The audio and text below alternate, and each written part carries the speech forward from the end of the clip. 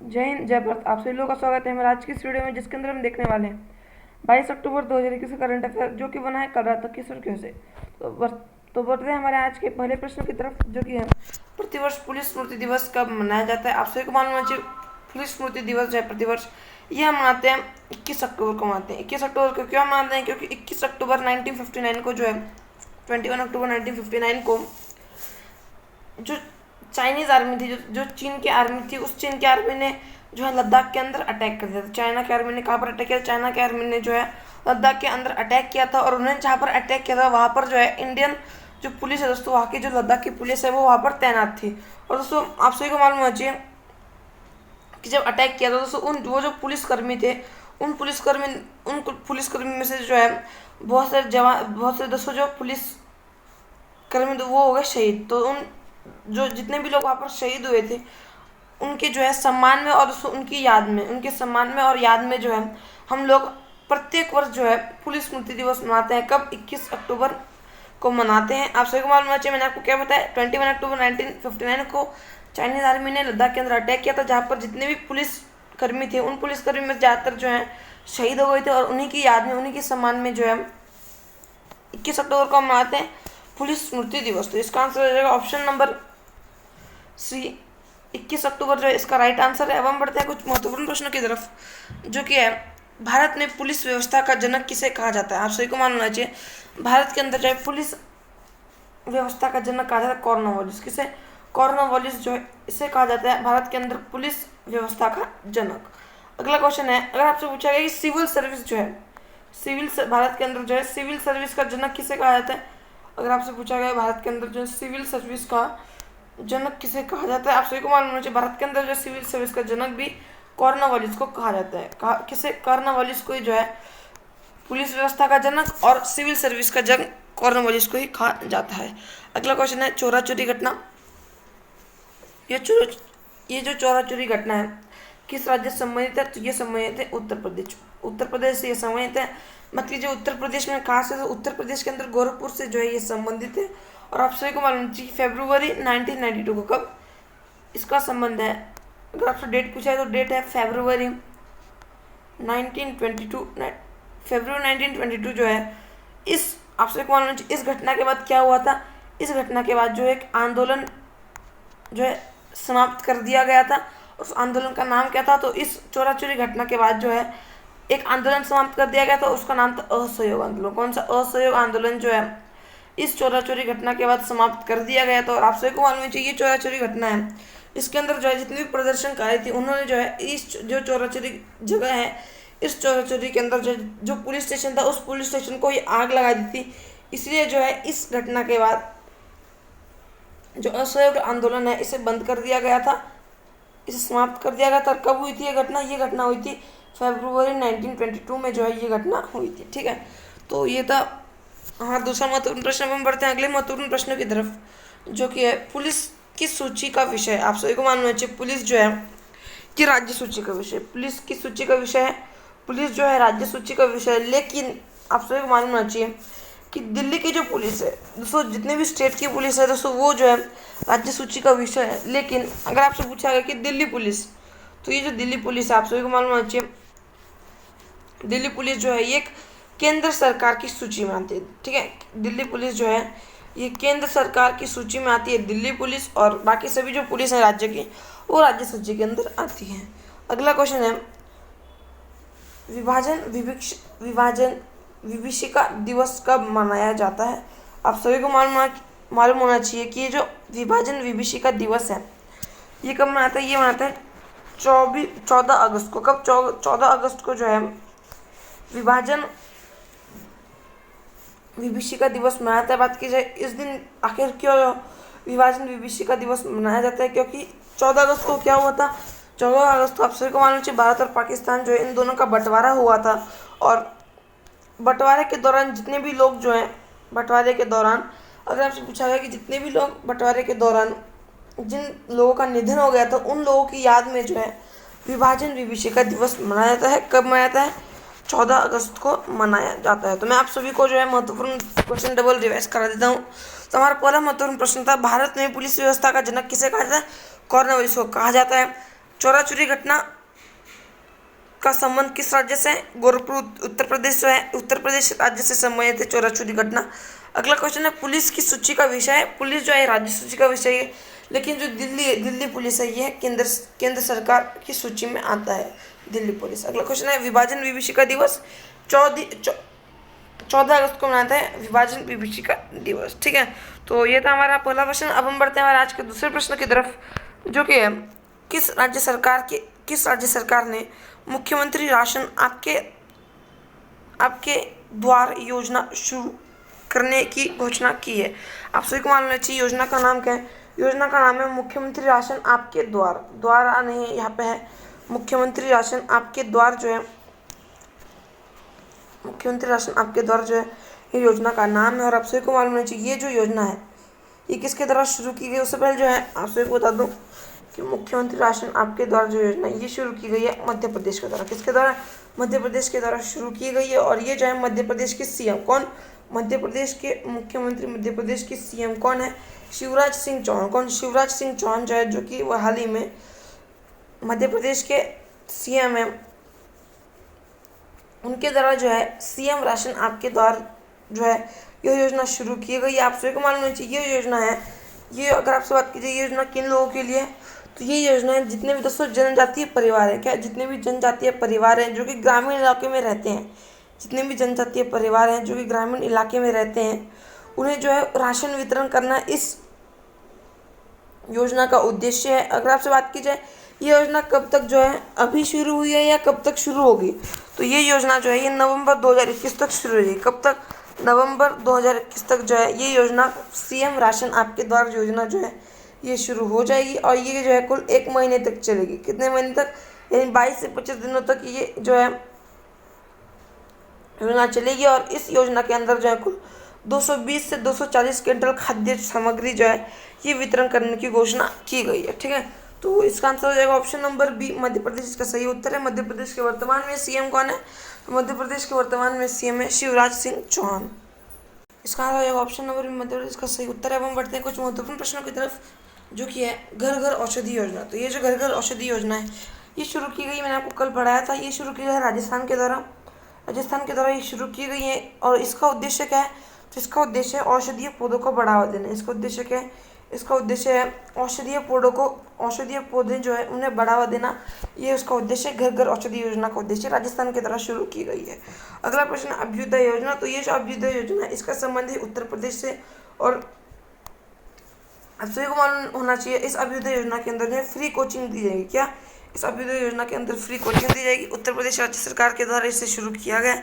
अगला प्रश्न है उज्ज्वला योजना 2.0। तो ये जो है बहुत ही महत्वपूर्ण योजना है और बहुत ही महत्वपूर्ण प्रश्न भी है, जो कि आपके पेपर में 101% आएगा। तो ये प्रश्न क्या है? उज्ज्वला योजना 2.0। तो ये जो उज्ज्वला योजना 2.0 है ये शुरू हुई थी 10 अगस्त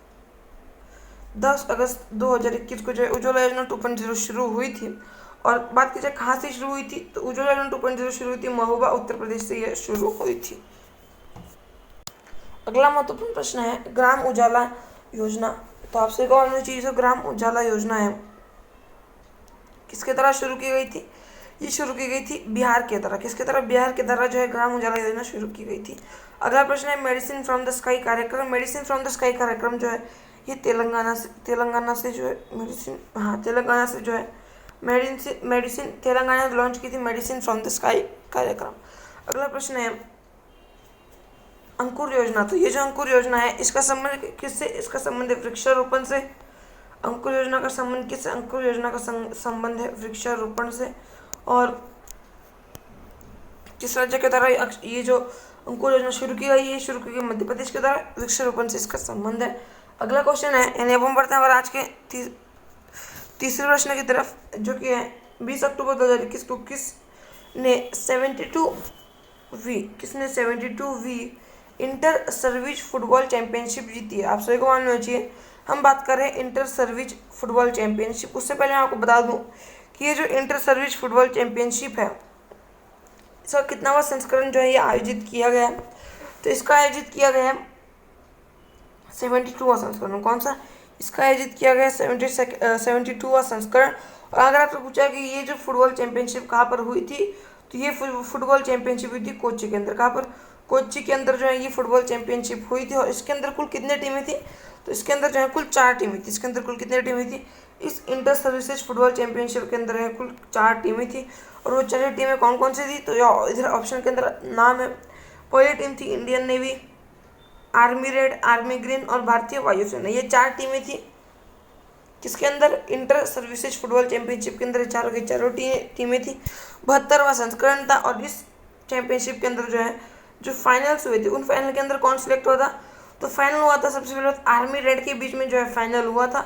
आर्मी रेड और जो एयरफोर्स है भारतीय वायुसेना, इन दोनों के मध्य हुआ था, फाइनल हुआ था इन दोनों के मध्य। और इसके अंदर जो है भारतीय वायुसेना ये इसके विजेता रही है। भारतीय वायुसेना जो है ये इसके अंदर विजेता रही है। तो इसका आंसर हो जाएगा ऑप्शन नंबर डी, भारतीय वायुसेना इसकी विजेता रही है। और आपसे को बता दूं, भारतीय वायुसेना दिवस एयरफोर्स डे कब मनाया जाता है, तो एयरफोर्स डे दिवस मनाते हैं 8 अक्टूबर को। कब, एयरफोर्स डे मनाते हैं 8 अक्टूबर को। और अगर आपसे पूछा गया तो ये जो भारतीय वायुसेना है, तो सबसे को याद रखना ये जो भारतीय वायुसेना इसका है, अगर आपसे पूछा है कि इसका जो ध्येय वाक्य क्या है, इसका क्या, इसका जो है इसका ध्येय वाक्य क्या है, तो आपसे को मालूम होना चाहिए इसका ध्येय वाक्य है नभ स्पर्शम दीप्तम। इसका ध्येय वाक्य क्या है, भारतीय वायुसेना का ध्येय वाक्य है नभ स्पर्शम दीप्तम, आकाश को गौरव से छूना जो है भारतीय वायुसेना का ध्येय वाक्य है। अगला क्वेश्चन है, हमारा महत्वपूर्ण प्रश्न है, हाल ही में संपन्न यूरो कप 2020 का विजेता कौन है। आप सभी को मालूम होना चाहिए कि जो यूरो कप है इसका विजेता है इटली। इसका विजेता कौन है, इसका विजेता है इटली। और आपसे को मालूम होना चाहिए यूरो कप का संबंध अगर आपसे पूछा है किस खेल से है, तो यूरो कप का संबंध है फुटबॉल से। यूरो कप का संबंध किस खेल से है, फुटबॉल से इसका संबंध है। और इसका अंदर विजेता रहा है इटली। अगर आपसे पूछा गया कि विजेता इटली है। अगर आपसे पूछा गया कि उपविजेता कौन है, तो इसके अंदर उपविजेता है इंग्लैंड। इसके अंदर उपविजेता कौन है, इसके अंदर उपविजेता है इंग्लैंड और विजेता है इटली। अगला क्वेश्चन है, हाल ही में संपन्न कोपा अमेरिका कप 2021 का विजेता कौन है। आप सभी को मालूम होना चाहिए कोपा अमेरिका कप 2021 का विजेता कौन है, अर्जेंटीना। कोपा अमेरिका कप 2021 का विजेता कौन है, अर्जेंटीना जो है इसका विजेता है। अगर आपसे पूछा है कि उपविजेता कौन है, तो कोपा अमेरिका 2021 का उपविजेता है ब्राजील। उपविजेता है ब्राजील और विजेता है अर्जेंटीना। अगला क्वेश्चन है, हाल ही में संपन्न डूरंड कप का विजेता कौन है। आप सभी को मालूम चाहिए डूरंड कप जो है इसका आयोजन कहाँ पर हुआ था, तो इसका आयोजन हुआ था कोलकाता के अंदर। इसका आयोजन तो कोलकाता के अंदर हुआ था, लेकिन इसके अंदर जीता कौन है, तो इसके अंदर जीता है FC गोवा। इसके अंदर जीता कौन है, FC गोवा जीता है। और FC गोवा जो है डूरंड कप पहली बार जीता है। अगर आपसे बात कीजिए डूरंड कप का संबंध किस खेल से है, तो आप सभी को मालूम होना चाहिए कि डूरंड कप जिसका संबंध है फुटबॉल से। डूरंड कप का संबंध किस खेल से, डूरंड कप का संबंध है फुटबॉल से। और कोलकाता के अंदर इसका आयोजन किया गया था। FC गोवा इसके अंदर पहली बार जीती है। अगला क्वेश्चन है, संतोष ट्रॉफी का संबंध किससे है, तो संतोष ट्रॉफी का सिंपल संबंध है फुटबॉल से। अगर आपसे पूछा है कि भारत के अंदर सबसे मशहूर जो है फुटबॉल का क्लब कौन सा है, तो फुटबॉल का भारत के अंदर सबसे मशहूर क्लब कौन सा है, मोहन बागान क्लब। कौन सा क्लब है, आप सभी को मालूम चाहिए। सबसे पहले संतोष ट्रॉफी का संबंध किससे है, संतोष ट्रॉफी का संबंध है फुटबॉल से। और भारत का जो है सबसे फेमस फुटबॉल के लिए क्लब कौन सा है, तो वो है मोहन बागान क्लब। कौन सा, मोहन बागान क्लब जो है बहुत ही फेमस है भारत के अंदर फुटबॉल के लिए क्लब। अगर आपसे बात की जाए कहाँ पर है ये मोहन बागान क्लब, तो ये जो मोहन बागान क्लब है ये कोलकाता के अंदर। कहाँ पर है कब, ये कब है कोलकाता के अंदर। ठीक है, अब हम बढ़ते हैं अगला महत्वपूर्ण प्रश्न जो कि है संदेश जिग्न का संबंध किस खेल से। आप सभी को मालूम चाहिए कि संदेश जिग्न जो है इनका संबंध भी किससे, इनका संबंध भी फुटबॉल से है। तो ये था हमारा आज का तीसरा प्रश्न। अब हम बढ़ते हैं हमारे आज के चौथे प्रश्न की तरफ, जो कि है माउंट एसो ज्वालामुखी किस देश में स्थित है। आप सभी को मालूम होना चाहिए कि ये जो माउंट एसो ज्वालामुखी है ये स्थित किस में है, ये स्थित है जापान के अंदर स्थित है माउंट एसो ज्वालामुखी। लेकिन आप सभी को मालूम होना चाहिए कि जो जापान देश है, इस जापान को क्या कहा जाता है, जापान को कहा जाता है सूर्योदय का देश। जापान को कौन सा देश कहा जाता है, जापान को सूर्योदय का देश कहा जाता है। और वैसे जो है आप सभी को मालूम होना चाहिए कि जापान का जो है सबसे बड़ा द्वीप कौन सा है, तो जापान का सबसे बड़ा द्वीप कौन सा है, होन्शु द्वीप। ठीक है, जापान का जो है सबसे बड़ा द्वीप है होन्शु द्वीप। और जापान की जो राजधानी है, जापान की राजधानी क्या है, जापान की राजधानी है टोक्यो। और ये जापान की राजधानी है। अगर आपसे पूछा ये किस द्वीप पर है, ये टोक्यो जो जापान की राजधानी है। अगर आपसे पूछा गया किस देश पर है, तो ये होन्शु द्वीप के अंदर। किस देश पर, होन्शु द्वीप के अंदर है जापान की राजधानी टोक्यो। और आप सभी को मालूम होना चाहिए ये जो होन्शु द्वीप है ये जो है जापान का सबसे बड़ा द्वीप है। और आपसे को मालूम ये जो माउंट एसो है, इसका जो ज्वालामुखी है, इस ज्वालामुखी के अंदर क्या हुआ, इस ज्वालामुखी के अंदर विस्फोट हुआ। तो इसका आंसर जो ऑप्शन नंबर बी जापान। अब हम जानते हैं कि जो वॉल्केनो है इसका फटने का स्ट्रक्चर ऐसा कि आखिर कैसा होता है। अंदर जब ये होता है मैग्मा जो होता है उसके बाहर आने के उससे नाम क्या बोलते हैं।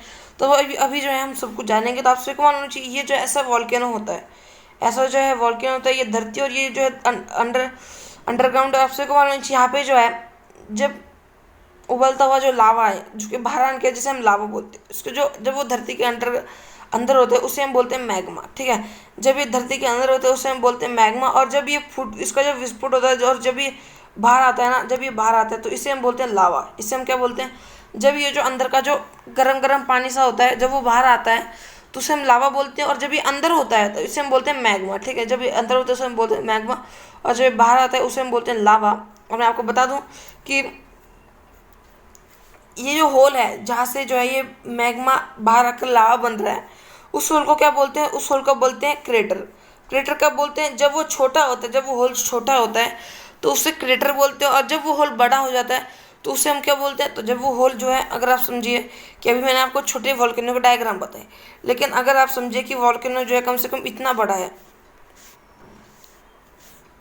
और इतना बड़ा अगर होल है और यहाँ से जो लावा निकल रहा है, तो ये पहले जो छोटा था उसे हम क्रेटर बोलते हैं और अब जो ये बड़ा है इस बड़े को हम बोलते हैं कोल्डेरा। ठीक है, बड़े होल को क्या बोलते हैं, बड़े होल को बोलते हैं कोल्डेरा, और छोटा होल होता है उसे हम बोलते हैं क्रेटर। जब मैग्मा जब वो जो उबलता हुआ जो होता है पानी सा जब वो अंदर होता है उसे हम मैग्मा बोलते हैं, और जब बाहर आता है उसे हम लावा बोलते हैं। ठीक है, तो मैंने आपको जो है वॉल्केनो का मैंने आपको स्ट्रक्चर बता दिया। ये आपसे जो है पेपर के अंदर पूछ सकता है कि जब वो क्रेटर बड़ा हो जाता है तो उस क्रेटर को जो है हम क्या बोलते हैं, उसे हम कोल्डेरा बोलते हैं। और जब अगर आपसे पूछा कि लावा जब अंदर होता है उसे क्या बोलते हैं, उसे हम मैग्मा बोलते हैं। ठीक है, तो वो आप सभी को हमारा ये जो है लावा का स्ट्रक्चर समझ में आ गया होगा। अब हम बढ़ते हैं कुछ महत्वपूर्ण प्रश्नों की तरफ, जो कि है माउंट विशुवियस और माउंट एटना। ये दोनों के दोनों जो है, अगर आपसे पूछा है कहाँ पर है, तो ये दोनों के दोनों है इटली के अंदर। कहाँ पर है, ये दोनों के दोनों इटली के अंदर। अगला क्वेश्चन है माउंट कोटोपेक्सी। माउंट कोटोपेक्सी कहाँ पर है, तो माउंट कोटोपेक्सी कहाँ पर है, माउंट कोटोपेक्सी इक्वाडोर के अंदर। कहाँ पर है माउंट कोटोपेक्सी, माउंट कोटोपेक्सी है इक्वाडोर के अंदर है माउंट कोटोपेक्सी। ठीक है, अगला क्वेश्चन है स्ट्राम्बोली वोल्केनो। क्या है स्ट्राम्बोली वोल्केनो, तो आपसे कौन चीज जो स्ट्राम्बोली वोल्केनो है इससे कहा जाता है भूमध्य सागर का प्रकाश स्तंभ कहा जाता है। किसे याद रखना है आप सभी को, नाम याद रखना है आप सभी को, आपसे पूछा जा सकता है, नाम है स्ट्राम्बोली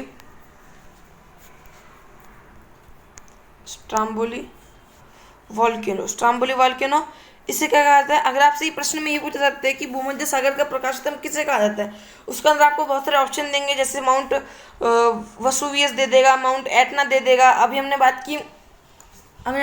जो है बात की माउंट एसो की, माउंट एसो दे देगा, और एक ऑप्शन दे देगा स्ट्राम्बोली वोल्केनो। तो आपको क्या टिक करना है, आपको टिक करना है स्ट्राम्बोली वोल्केनो। इसे ही हम कहते हैं भूमध्य सागर का प्रकाश स्तंभ। ठीक है, अगला क्वेश्चन है बैरन आइलैंड। तो ये जो बैरन आइलैंड है ये कहाँ पर स्थित है, ये भारत के अंदर है। भारत के अंदर कहाँ पर, ये अंडमान निकोबार आइसलैंड ग्रुप में। कहाँ पर, अंडमान निकोबार आइसलैंड ग्रुप जो है इसके अंदर है ये बैरन आइलैंड। और ये जो बैरन आइलैंड है ये भारत का एकमात्र सक्रिय ज्वालामुखी है। क्या है, बैरन आइलैंड जो है ये भारत का एकमात्र सक्रिय ज्वालामुखी है। ठीक है, अगला क्वेश्चन है माउंट मैरपी। तो ये जो माउंट मैरपी है आप सभी को मालूम होना चाहिए कहाँ पर है, माउंट मैरपी इंडोनेशिया के अंदर। माउंट मैरपी कहाँ पर है, माउंट मैरपी है इंडोनेशिया के अंदर है माउंट मैरपी। ठीक है, अगला क्वेश्चन हम देखेंगे माउंट सिनाबुंग। माउंट सिनाबुंग कहाँ पर है, तो माउंट सिनाबुंग है इंडोनेशिया के अंदर। माउंट सिनाबुंग भी इंडोनेशिया के अंदर है। और माउंट मैरपी कहाँ पर है, तो वो दोनों माउंट मैरपी और माउंट सिनाबुंग कहाँ पर है, इंडोनेशिया के अंदर है, दोनों के दोनों। अगला क्वेश्चन है मीनालाव वोल्केनो। कौन सा वोल्केनो, मीनालाव वोल्केनो।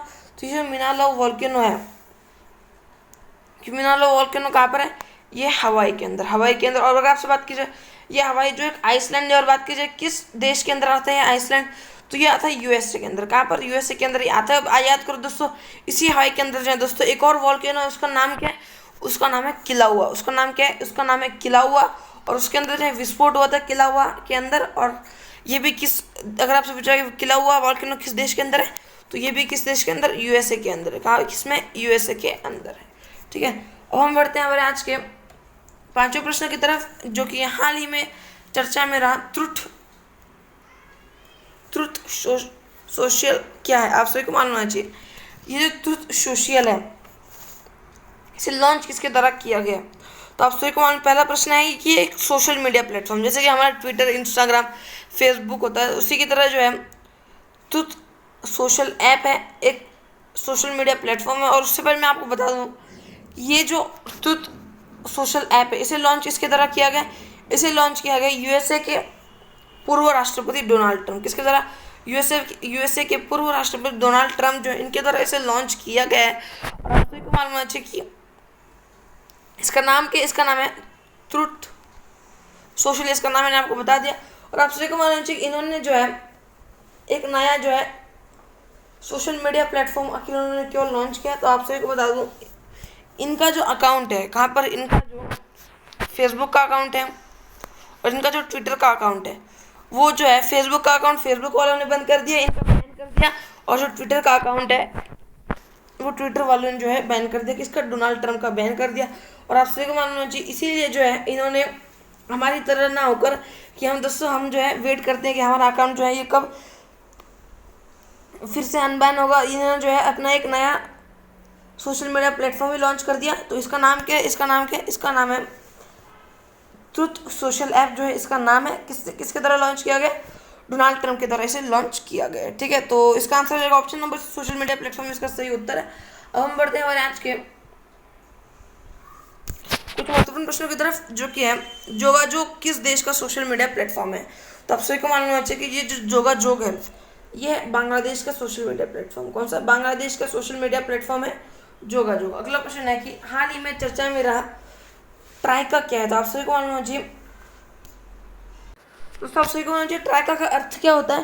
तो ट्राइका का अर्थ होता है कम आवाज वाला हथियार। क्या, जो हथियार जो है कम आवाज करता है, इसका अर्थ, ट्राइका का अर्थ हो जाता है कम आवाज वाला हथियार। ठीक है, अगला क्वेश्चन है राष्ट्रीय समाचार पत्रों की सुर्खियों में रहा गुलाब क्या है। तो ये जो है फूल देने वाला गुलाब नहीं है, ये जो है आप सभी को मालूम होना चाहिए, ये एक तूफान है। क्या है, ये एक ऐसा तूफान है जो कि आपको और आपकी गुलाब को उड़ा कर ले जा सकता है। इसका ये क्या है, एक तूफान, याद रखना। क्या है, एक उष्णकटिबंधीय चक्रवात है। क्या है, एक गुलाब जो है एक उष्णकटिबंधीय चक्रवात है। और बात की इसका नामकरण किसने किया, तो इसका नामकरण क्या है, नल्ला पाकिस्तान। इसका नामकरण किसने किया, इसका नामकरण क्या है, नल्ला पाकिस्तान ने इसका नामकरण कर दिया। अगर आप सोचिए किस तरह का चक्रवात है, तो ये है उष्णकटिबंधीय चक्रवात। ये किस तरह का चक्रवात है, ये चक्रवात है उष्णकटिबंधीय चक्रवात। ठीक है, अगला क्वेश्चन है हाल ही में चर्चा में रहा क्यूकटार अवनारलेक क्या है। आप सभी को मालूम चाहिए जो क्यूकटार अवनारलेक है, इस सबसे जो है उत्तरी ध्रुव। अगला क्वेश्चन है चर्चा में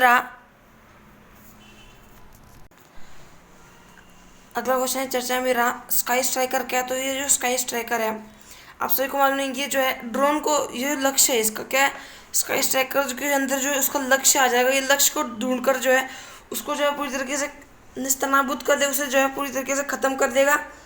नाम क्या है इसका नाम है स्काई स्ट्राइकर। ठीक है, लक्ष्य को जो है अपने आप ढूंढता है और अपने आप जो है उसे खत्म कर देता है। ठीक है, स्काई स्ट्राइकर इसका नाम है। अब हम बढ़ते हैं हमारे आज के 6th क्वेश्चन की तरफ, जो कि हाल ही में किस देश ने अपराध की लहर के चलते 60 दिनों के लिए आपातकाल घोषित किया है। आप सभी को मालूम होना चाहिए इक्वाडोर जो है, इक्वाडोर दोस्तों, ये जो देश है दोस्तों, इसमें जो है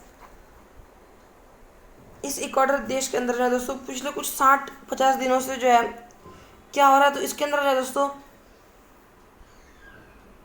नशीले पदार्थ यानी दोस्तों ड्रग्स हैं दोस्तों, इनकी तस्करी जो है ये ज़्यादा हो रही है। और सबसे होना चाहिए अपराध जो है ये बहुत ज़्यादा मिल रहे हैं दोस्तों। ड्रग्स जो है इक्वाडोर देश के अंदर दोस्तों बहुत ही ज़्यादा मिल रहा है, और इसीलिए जो है वहाँ के राष्ट्रपति, इक्वाडोर के राष्ट्रपति कौन है, तो इक्वाडोर के राष्ट्रपति हैं गुइलेमा लासो। इन्होंने जो है 60 दिनों के लिए पूरे जो है देश के अंदर क्या कर दिया, आपातकाल घोषित कर दिया गया। याद रखना क्यों, क्योंकि दोस्तों ड्रग्स जो है इनकी मात्रा बहुत ज़्यादा मिल रही है देश के अंदर, इसलिए जो इन्होंने आपातकाल घोषित कर दिया अगले 60 दिनों के लिए। इक्वाडोर के वर्तमान में राष्ट्रपति कौन है, तो इक्वाडोर के वर्तमान में राष्ट्रपति हैं गुइलेसा लासो। कौन, गुइलेसा लासो। अगला क्वेश्चन अगला क्वेश्चन दोस्तों, हाल ही में किस देश में खाद्य आपातकाल घोषित किया गया? फूड इमरजेंसी जो है ये हाल ही में श्रीलंका के अंदर, कहाँ पर? श्रीलंका के अंदर जो हाल ही में फूड इमरजेंसी घोषित की गई। अगला क्वेश्चन है, भारत के संविधान में राष्ट्रीय आपातकाल किस अनुच्छेद में है? तो आपसे को मालूम होना चाहिए कि अनुच्छेद 352, किसमें? अनुच्छेद 352 के अंदर जो है राष्ट्रीय आपातकाल जो है, भारत का जो 352 अनुच्छेद है इसके अंदर दोस्तों राष्ट्रीय आपातकाल दोस्तों अनुच्छेद 352 के अंदर जो है भारत का संविधान है, इसके अंदर जो अनुच्छेद 352 इसके अंदर राष्ट्रीय आपातकाल के बारे में लिखा गया। अगला क्वेश्चन अगर आपसे पूछा गया कि राष्ट्रपति शासन जो है इसका वर्णन किस अनुच्छेद के अंदर है, तो इसका वर्णन आप सभी को मालूम चाहिए। मैं आपको बता रहा, राष्ट्रीय आपातकाल का वर्णन किस अनुच्छेद में? राष्ट्रीय आपातकाल का वर्णन है 352 में। और अगर आपसे बात की जाए राष्ट्रपति शासन का, तो ये जो राष्ट्रपति शासन है इसका है 356, किसमें?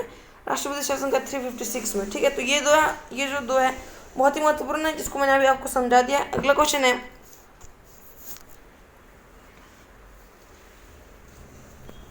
दोस्तों हम बढ़ते हैं हमारे आज के 7वें प्रश्न की तरफ, जो कि है लड़कों का पहला मार्शल। तो यहाँ पर जो है बहुत ज़्यादा मिस्टेक, यहाँ पर दोस्तों यूनेस्को, क्या है दोस्तों? यूनेस्को का पहला मार्शल आर्ट शिक्षा पुरस्कार 2021 किसने जीता? यहाँ पे क्या है दोस्तों? यहाँ पर जो है लड़कों का नहीं है दोस्तों, यहाँ पर है यूनेस्को का। क्या है? यहाँ पर है यूनेस्को का पहला मार्शल आर्ट शिक्षा पुरस्कार 2021 किसने जीता है? आप सभी को मालूम चाहिए कि इसके अंदर जो है मार्शल आर्ट शिक्षा पुरस्कार, ये पहला मार्शल आर्ट शिक्षा पुरस्कार दिया गया है यूनेस्को में जो है दोस्तों ये पहली बार दिया है। आप सभी को यूनेस्को जो है, यूनेस्को का हेडक्वार्टर कहाँ पर है? अगर आपसे पूछा गया कि यूनेस्को इसका हेडक्वार्टर कहाँ पर है, यूनेस्को का हेडक्वार्टर है पेरिस के अंदर। कहाँ पर है? पेरिस के अंदर यूनेस्को का हेडक्वार्टर। आपसे को पहली बार जो है यूनेस्को का पहला मार्शल आर्ट शिक्षा पुरस्कार 2021 किसे दिया गया? तो ये दिया गया है कुंग फू नन। किसे? कुंग फू नन को दिया गया है। आपसे को मालूम होना चाहिए ये जो है हिमालय क्षेत्र में रहने वाली, कौन सी? हिमालय क्षेत्र में रहने वाली है। ये हिमालय क्षेत्र में रहने वाली जो है महिलाएं कुंग फू नन जो हिमालय क्षेत्र के अंदर रहती हैं, और इन्होंने जो है युवा लड़कियों को ट्रेनिंग देते हैं। कौन? ये दोस्तों कुंग फू नन है, ये जो है युवा लड़कियों को ट्रेनिंग देते हैं, उन्हें मार्शल आर्ट सिखाते हैं। पहली बार किसे दिया गया? कुंग फू नन को दिया गया है, ठीक है। कौन सा पुरस्कार याद रखना है? मार्शल आर्ट शिक्षा पुरस्कार, यूनेस्को का मार्शल आर्ट शिक्षा पुरस्कार, ठीक है। पहली बार दिया है यूनेस्को ने। इसका आंसर होगा ऑप्शन नंबर ए, कुंग फू नन इसका सही उत्तर है। याद रखना है कहा कि ये हिमालय क्षेत्र जो है वहाँ के रहने वाले, और ये जो युवा लड़कियां हैं उन्हें ट्रेनिंग देते हैं, ठीक है। अगला क्वेश्चन है, सब हम बढ़ते हैं हमारे आज के कुछ महत्वपूर्ण प्रश्नों की तरफ। इसी प्रश्न समय जो कि है विश्व बैंक का शिक्षा सलाहकार किसे नियुक्त किया गया? आप सभी को मालूम होना चाहिए कि विश्व बैंक जो है, वर्ल्ड बैंक, इसका शिक्षा सलाहकार जो ये नियुक्त किया गया है रणजीत सिंह डिसाले। किसे? रणजीत सिंह डिसाले को नियुक्त किया गया है विश्व बैंक, वर्ल्ड बैंक का शिक्षा सलाहकार नियुक्त किया गया। अगर आपसे बात की जाए ग्लोबल टीचर 2021 का जो अवार्ड है ये किसे दिया गया है? तो ये जो रणजीत सिंह डिसाले, इन्हें दिया गया है ग्लोबल टीचर अवार्ड 2021 का, ग्लोबल टीचर अवार्ड 2021, ठीक है। अगला क्वेश्चन है, किस समिति की सिफारिश पर राष्ट्रीय शिक्षा नीति 2020 लागू की? आप सही को मालूम चाहिए कस्तूरी रंगन समिति। कौन सी? जो कस्तूरी रंगन समिति है, इस समिति की सिफारिश पर जो राष्ट्रीय शिक्षा नीति 2020 को लागू किया गया था। कस्तूरी रंगन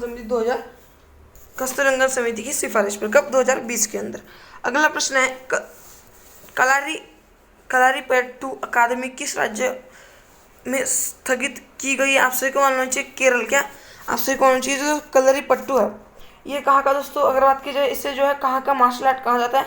तो केरल का मार्शल आर्ट। किसे? केरल का मार्शल आर्ट किसे कहा जाता है?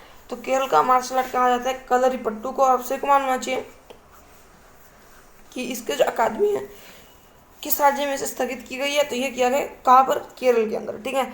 अगला प्रश्न है, थांगटा किस राज्य का मार्शल आर्ट है? आप सही को मालूम चाहिए कि थांगटा जो है, ठीक है, मैं आपको बता दिया कलारीपयट्टू जो है ये केरल का मार्शल आर्ट है। तो इसी तरह जो है जो थांगटा जो है ये मणिपुर का मार्शल आर्ट है। थांगटा कहाँ का मार्शल आर्ट है? जो थांगटा है ये मणिपुर का मार्शल आर्ट है, ठीक है। अब हम बढ़ते हैं हमारे आज के 8वें प्रश्न की तरफ, जो कि है हाल ही में किसने अंतरिक्ष में अपना पहला सौर अन्वेषण उपग्रह शीहे लॉन्च किया है? आप सभी को मालूम है दोस्तों कि शीहे है क्या दोस्तों, शीहे जो है इसे किसके द्वारा लॉन्च किया गया, तो सबसे कौन शीहे जो है इसे लॉन्च किया गया चाइना के द्वारा। शीहे जो है चाइना के द्वारा लॉन्च किया गया। आपसे कौन, अगर आपसे पूछा है किसके द्वारा इसे लॉन्च किया गया तो इसे लॉन्च किया गया है लॉन्ग मार्च 2D रॉकेट, किसके द्वारा, लॉन्ग मार्च 2D रॉकेट के द्वारा जो है शीहे को लॉन्च किया गया। और आपसे कौन ये जो एक सोलर एक्सप्लोरेशन सैटेलाइट है, क्या है जो शीहे है एक सोलर एक्सप्लोर, ये जो है शीहे ये एक सोलर एक्सप्लोरेशन सैटेलाइट है, यानी दोस्तों सूर्य अन्वेषण उपग्रह, सूर्य अन्वेषण सैटेलाइट है, यानी दोस्तों ये जो है सूर्य के पास जाकर जो है दोस्तों उसका अध्ययन करने वाली सैटेलाइट है। ये लॉन्ग मार्च 2D रॉकेट के द्वारा लॉन्च किया गया, चाइना की ये रॉकेट है। ठीक है, इसका आंसर हो जाएगा ऑप्शन नंबर क्या, ऑप्शन नंबर बी चाइना इसका सही उत्तर है। और आपसे को मालूम शीहे जो इसका नाम इसलिए दिया गया है क्योंकि शीहे को जो है चाइना के अंदर क्या कहा जाता है, शीहे, शीहे जो है इसे कहा, शीहे का अर्थ क्या होता है, तो शीहे का अर्थ होता है सूर्य की देवी। शीहे का अर्थ क्या होता है, शीहे का अर्थ होता है सूर्य की देवी। तो शीहे नाम से जो है सैटेलाइट लॉन्च किया, उपग्रह लॉन्च किया चाइना ने। ठीक है, अब हम बढ़ते हैं कुछ महत्वपूर्ण प्रश्नों की तरफ, जो कि है जुरोंग क्या है। आप सभी को मालूम है जुरोंग जो है किसके द्वारा भेजा गया है दोस्तों, जुरोंग जो है चाइना के द्वारा भेजा गया एक रोवर है। बात की जाए किस ग्रह पर जो है ये रोवर भेजा गया है, तो ये जो है मंगल ग्रह पर भेजा गया रोवर है, चाइना की तरफ भेजा गया। आप सभी को मालूम ये जो जुरोंग है, इस जुरोंग को आखिर अगर आपसे बात की जुरोंग को क्या है कहा जाता है, जुरोंग का अर्थ क्या है, तो जैसे मैंने आपको बताया कि शीहे का अर्थ है सूर्य की देवी, तो जैसे मैंने आपको बताया शीहे का अर्थ क्या है सूर्य की देवी, उसी तरह जो है जुरोंग का अर्थ है प्राचीन अग्नि देवता। जुरोंग का अर्थ क्या है, जुरोंग का अर्थ है प्राचीन अग्नि देवता, किसका जुरोंग का अर्थ है। अगला क्वेश्चन है इनविजन सैटेलाइट का संबंध किस ग्रह से, तो आप सभी को मालूम चाहिए जो इनविजन सैटेलाइट है इसका संबंध किस ग्रह से, शुक्र ग्रह विनस ग्रह से इनविजन सैटेलाइट का संबंध है। और आप सभी को मालूम चाहिए अगर आपसे पूछा गया कि किस स्पेस एजेंसी के द्वारा जो है इस इनविजन सैटेलाइट को लॉन्च किया गया है, तो आप सभी को मालूम चाहिए यूरोपियन स्पेस एजेंसी, किसके द्वारा, ये दोस्तों ये जो यूरोपियन स्पेस एजेंसी है, यूरोपियन स्पेस एजेंसी इसके द्वारा लॉन्च किया गया इनविजन सैटेलाइट को। किस ग्रह से संबंधित है, ये संबंधित है शुक्र विनस ग्रह से जो है ये संबंधित है। अगला क्वेश्चन है इंजीन्यूटी क्या है। इंजीन्यूटी आप सभी को मालूम चाहिए जो एक हेलीकॉप्टर क्या है, एक जो इंजीन्यूटी जो है नासा के द्वारा डेवलप किया गया हेलीकॉप्टर है, जो कहाँ पर जाएगा, जो कि पहुँचाएगा मंगल ग्रह पर जो है ये पहुँचाएगा, किससे पहुँचाएगा, परसिवरेंस रोवर को, किसे, परसिवरेंस रोवर जो है इसे पहुँचाएगा। हेलीकॉप्टर इंजीन्यूटी हेलीकॉप्टर है जो कि परसिवरेंस रोवर जो इसे मंगल ग्रह तक पहुँचाएगा। अगला क्वेश्चन है पार्कर सोलर प्रोब मिशन का संबंध किस देश से, आप सभी को मालूम चाहिए कि जो पार्कर सोलर प्रोब मिशन है इसका संबंध है यूएसए से।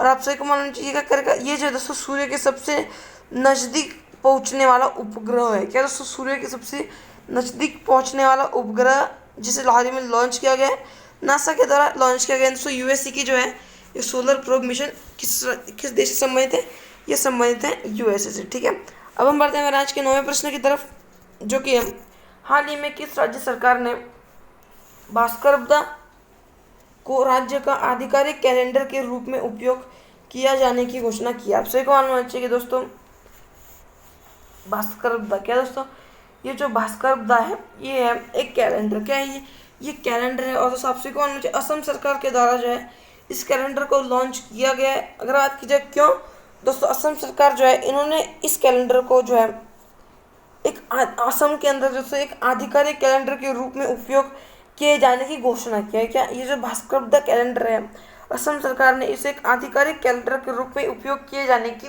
घोषणा की है। तो इसका आंसर हो जाएगा ऑप्शन नंबर ए, असम जो है इसका सही उत्तर है। अब हम बढ़ते हैं कुछ महत्वपूर्ण प्रश्नों की तरफ, जो कि अजंता न्यूयॉर्क किस राज्य की पहली महिला वित्त मंत्री है। तो आपसे को मालूम है अजंता न्यूयॉर्क जो है कौन, अजंता न्यूयॉर्क जो है ये असम की पहली महिला वित्त मंत्री है। अगला प्रश्न है बगरुम्बा और सत्रिया किस राज्य के नृत्य है। तो बगरुम्बा और सत्रिया जो है ये क्लासिकल डांस है, क्या ये क्लासिकल डांस है, राज्य की नृत्य है। बात की जाए किस राज्य के नृत्य है, तो ये है असम के नृत्य हैं। कौन कौन से, सत्रिया और बगरुम्बा। अगला क्वेश्चन है कि असम के मुख्यमंत्री कौन है। तो असम के मुख्यमंत्री हेमंत कुमार बिस्वा। कौन, असम के मुख्यमंत्री कौन है, असम के मुख्यमंत्री हेमंत कुमार बिस्वा। अगला क्वेश्चन है ओरांग राष्ट्रीय उद्यान किस राज्य में स्थित है। तो ये जो ओरांग राष्ट्रीय उद्यान है, आपसे कौन है, असम के अंदर ओरांग राष्ट्रीय उद्यान स्थित है। ठीक है, किसके अंदर, असम के अंदर ओरांग राष्ट्रीय उद्यान स्थित है। अगला प्रश्न है, राष्ट्रीय जलमार्ग 2 किस नदी पर स्थित है।